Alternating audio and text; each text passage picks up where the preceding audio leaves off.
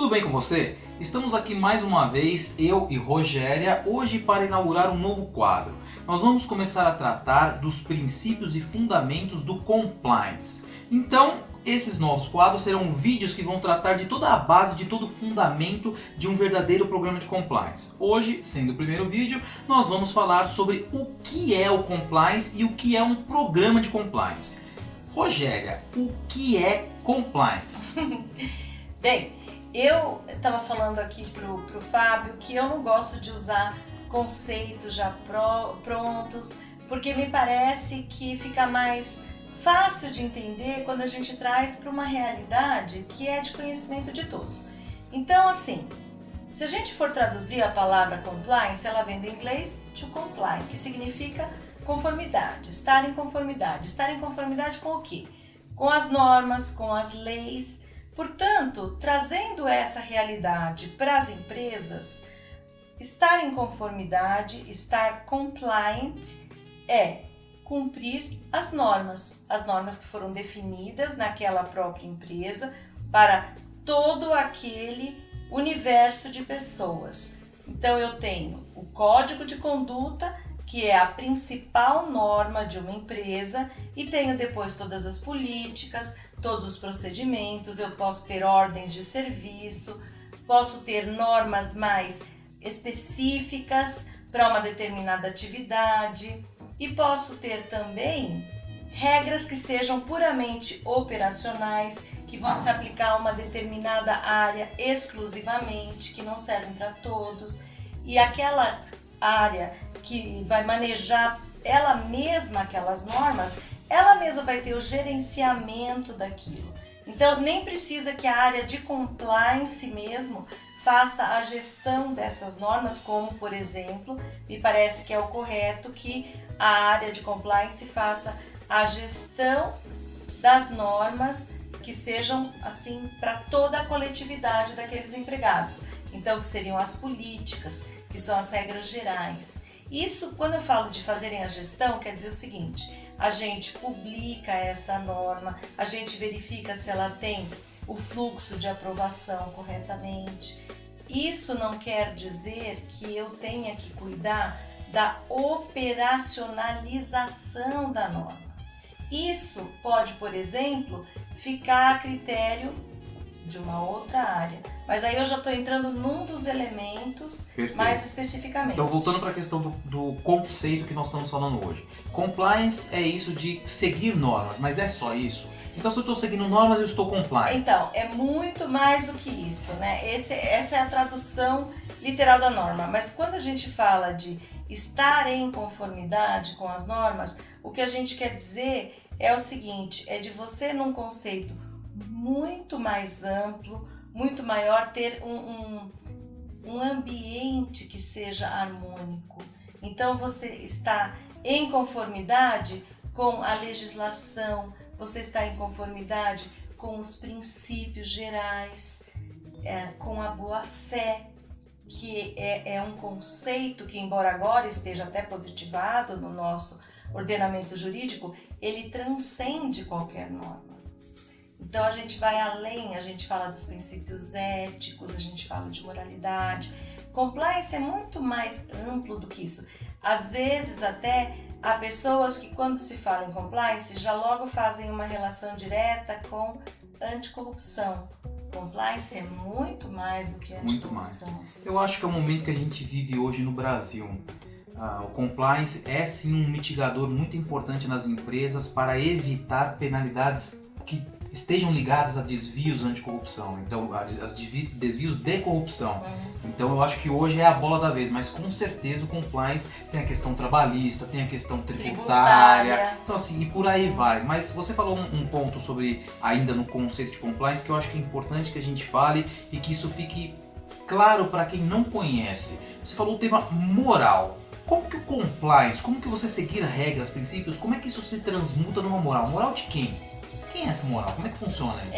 Então, aí é a seguinte questão: é a moral daquela empresa, daquela organização, daquela instituição. É o conjunto de valores. Com isso, a gente consegue construir quase que uma entidade. Então, a empresa ela acaba assumindo uma identidade.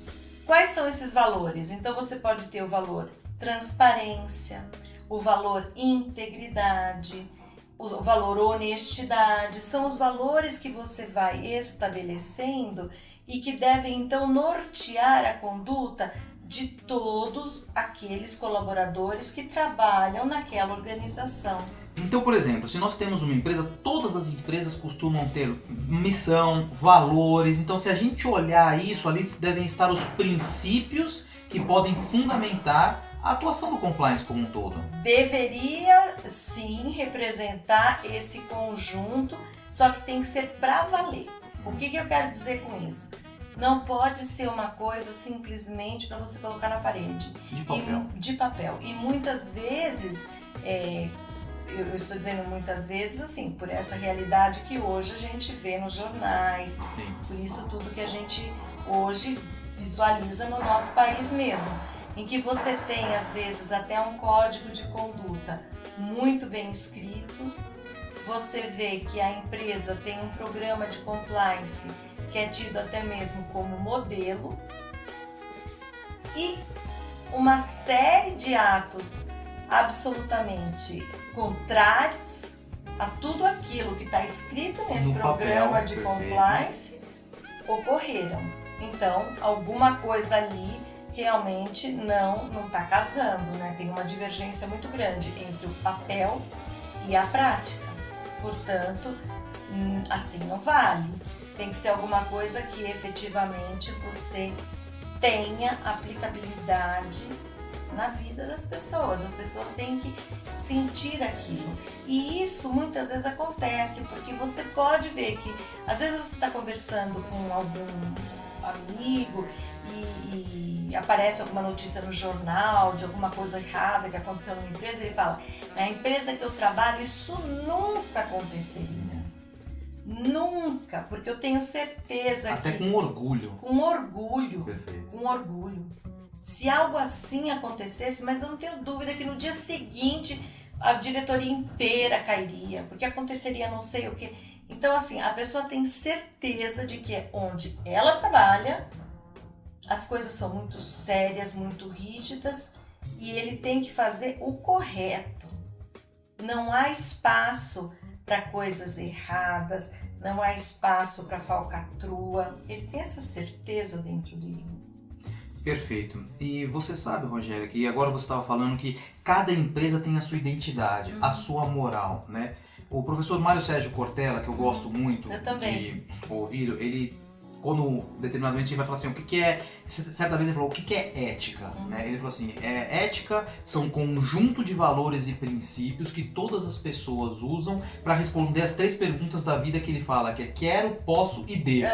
Né? Então, as pessoas focam muito nas perguntas, quero, posso, devo, mas na verdade a ética são um conjunto de princípios e valores que as pessoas usam para responder isso.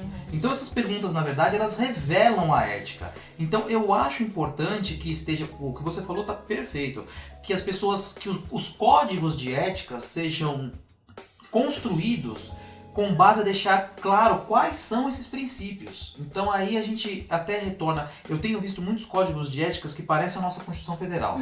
Tem tudo menos princípio, um monte de norma, um monte de regra, ou seja, o código deveria ser muito mais principiológico e depois todas as outras políticas normativas. Então um código geral e abstrato com os nortes, morais inclusive, e depois as políticas e procedimentos e daí para baixo que tiver para tornar aqueles valores objetivos, e nem sempre a gente vê isso. Mas eu vou te falar que às vezes é difícil você conseguir construir um código assim, porque ele tem que servir para uma gama grande de pessoas, né? E às vezes até mesmo a alta direção não compreende se você não der um código que contenha comandos. Eles esperam ver isso, falam, não, mas você tem que dizer qual é o comportamento que pode e que não pode, os do's e don'ts. Eles mesmos esperam isso. Então, às vezes você acaba vendo mesmo uns códigos que saem diferentes daquilo que a gente imagina que seria o ideal, por conta disso. Uma coisa que me parece que seria assim, o estado da arte do código de conduta é aquele que vem da união das ideias dos trabalhadores. Você sabe que daqui a pouco a gente vai falar também um pouco sobre isso, sobre como se implanta o programa de compliance, mas existe uma fase que pelo menos em teoria deveria acontecer, que é uma reunião do profissional que está implementando o compliance na empresa com os donos da empresa para saber quais são esses valores da empresa. Porque o que eu vejo muitas vezes são profissionais que são contratados para implementar um programa de compliance que vão dizer para a empresa quais são os valores que ela tem que ter. Quando deveria ser exatamente o contrário. Ele deveria tentar identificar quais são esses valores existentes. Porque não tem uma única empresa que não tem os seus valores. Sem dúvida.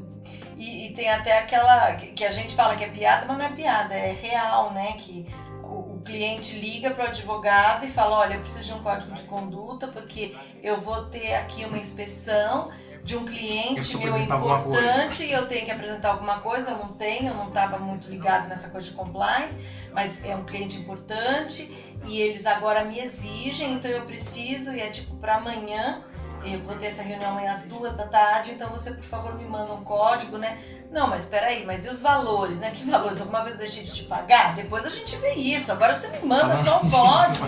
E não era disso que você estava falando, você queria saber justamente que valor, transparência, aqueles valores que a gente estava comentando antes. Voltando então à questão relacionada ainda ao conceito, tem um conceito, pelo menos no mercado, que se fala que o compliance busca prevenir, detectar e tratar. Eu queria te ouvir um pouco sobre esses 3 elementos. Sem dúvida, eu acho que esse é o conceito básico realmente. É o tripé, né? Então, a prevenção, ela faz parte de qualquer ideia sólida de um programa de compliance. O compliance, ele trabalha muito mais com a ideia de futuro do que com a ideia de passado. A ideia master, a ideia macro do compliance é justamente essa visão de futuro. Eu trabalho hoje para evitar problemas, eu trabalho hoje para solidificar estruturas, para capacitar as pessoas, justamente para que a própria empresa seja sólida o suficiente para que os trabalhadores tenham conhecimentos suficientemente fortes e autônomos para que não ocorram problemas no futuro. Então, é uma prevenção em si mesma considerada. Aí eu detecto, porque se algo ocorrer, eu tenho as ferramentas necessárias para essa identificação oportuna, rápida. Tem uma resposta rápida. E aí eu dou uma resposta não somente rápida, mas eficaz. Uma resposta que efetivamente cesse o problema e evite que ele se repita. Então tem que ser uma resposta suficientemente forte para desestimular que ocorra novamente. Isso em todos os aspectos. Então, se eu estiver falando de punição, tem que ser uma punição forte o suficiente para que o outro colega que não participou fique sabendo do que ocorreu e diga, pô, eu tenho que saber que nunca posso entrar numa roubada dessa. Se sinta inibido a fazer aquilo. Inibido a fazer. Porque o que acontece muitas vezes? A gente acaba, todo mundo é ser humano, né? E o ser humano, ele é passível de falhas, obviamente. Então você vê que o colega do seu lado não se esforça tanto quanto você, faz coisas erradas e acaba se dando bem, você se estimula a trabalhar muito mais do que ele, sendo que você vê que ele acaba sendo beneficiado, muitas vezes porque ele tem uma parceria com a chefia, ou seja lá o que for. Não, você vai falar, bom, eu quero entrar nesse esquema também, a menos que você tenha uma solidez na sua formação moral, que os seus valores sejam tão fortes, tão íntegros, que você seja incapaz. Existem pesquisas que mostram que você tem um percentual de profissionais que nunca vão se Incorruptíveis. incorruptíveis, não importa o que passem na vida, eles podem ter filhos doentes em casa, podem passar por dificuldades imensas, eles Não se desviam. nunca. Eles vão dar outro jeito, eles vão buscar empréstimo em banco, eles vão procurar alguém da família, eles vão conversar com a empresa. Há muitas empresas que têm uma linha de empréstimo social para acudir esse tipo de coisa.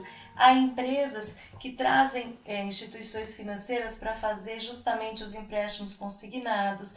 Eles vão buscar uma maneira lícita de conseguir Sair daquela situação, superar. sair daquela situação. Porém, eles nunca farão nada errado. Nunca. São pessoas extremamente confiáveis em que você pode confiar o que você quiser, o valor que for, porque eles nunca farão nada. Entretanto, do outro lado da régua, Do outro lado da régua já entram as pessoas que vêm com aquela maldade mesmo, que vêm para pensar assim, aonde é que não pega essa câmera? Qual é o ponto cego da câmera? Quem é que cuida do cofre? É solteira? Aquela mulher é solteira? se ela é Não tem casada, será que o marido namorado? dela tá sempre em casa? O marido dela mora em Ribeirão Preto e ela fica a semana inteira aqui sozinha, não tem filho. Ela deve ser solitária. Ou se for homem e eu sou mulher, então eu também vou me interessar em saber mais da vida do fulano. Seja o que for, aquela pessoa entra com essa má intenção. E eu vou te falar que eu já vi vários casos assim. E um deles que me deixou assim profundamente abalada foi um caso em que era o príncipe encantado, né? Ele entrou numa dada organização para obter informações. E aí ele acabou levando uns colegas ali no bico para fazerem o serviço sujo para ele. E quando ele conseguiu o que ele quis, ele pediu demissão com uma história muito triste. Meu pai está com câncer, eu tenho que pedir demissão, eu vou cuidar do meu pai doente. E sumiu. Deixou a bomba Pouco pra trás. antes da coisa ser descoberta. E os outros que ficaram foram todos demitidos por justa causa.